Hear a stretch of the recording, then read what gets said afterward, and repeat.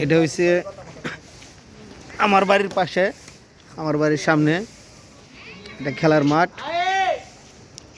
অনেকের পরীক্ষা চলতেছে, অনেকে পরীক্ষা দিবে। এই পরীক্ষার ফাঁকে সারাদিন লেখাপড়া কোচিং টুচিং করে এখন আইসা একটু সময় খেলাধুলার মাঝে ব্যস্ত।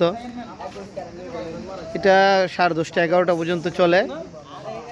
তা আমাদের যদিও একটু ডিস্টার্ব হয়, তারপরও আমরা বাচ্চাদের দিকে তাকাই যে কোথায় যাবে তারা, খেলাধুলার তো জায়গা নাই, মাঠগুলি সব ভরাট হয়ে যাচ্ছে বড় বড় দালান কোঠায়। আর এখানে ওই যে আমার মেয়েটা আসছে, লিবানা, আমার মেয়েটা, সে এই যে লাভিন আর তোর নাম কি, তোমার সুয়াদ আর লাভিন খেলতেছে আউট অফ ফিল্ড, মানে তারা মাঠের বাইরে, বাচ্চাদের বেবিরা মাঠের বাইরে। এই তো লিবানা, এই যে র্যাকেট খেলতেছে। আসলে শীত মানেই র্যাকেট খেলা, শীত মানেই একটা র্যাকেট খেলা, একটা আমেজ। আমার ছেলেটা ওই দিন নেটটা ছিঁড়ে গেছিলো, আবার নেটটা গিয়ে ইয়ে করে আনছে। তো আমার ছেলে আর সোয়াদ খেলতেছে।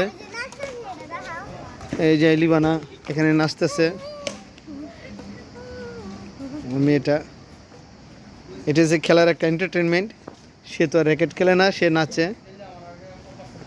সে আবার স্কুলেও যায় সকালবেলা।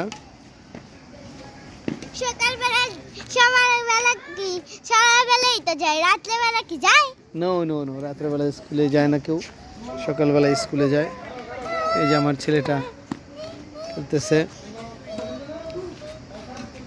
আমার কাছে ভালো লাগে।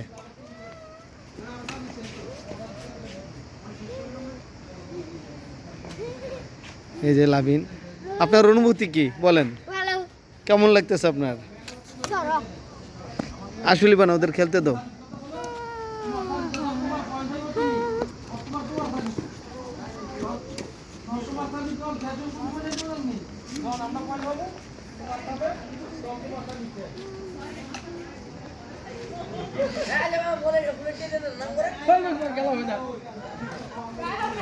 যে জয়, সে একসাথে পাগল হয়ে গেছে খেলতে খেলতে, এখন যাইতেছে না, এনে কোনো আইন নাই, কোনো আইন কানুন নাই, তারপর কোনো ল নাই, যে যেভাবে ভালো আছে খেলতেছে।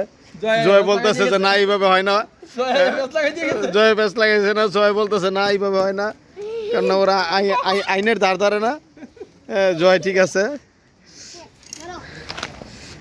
আরে আমি মাত্র র্যাব ক্যাম্পে দেখা গেল, খেলে গেছি সাহেব, গাড়ি স্টার্ট করতাম গেছি।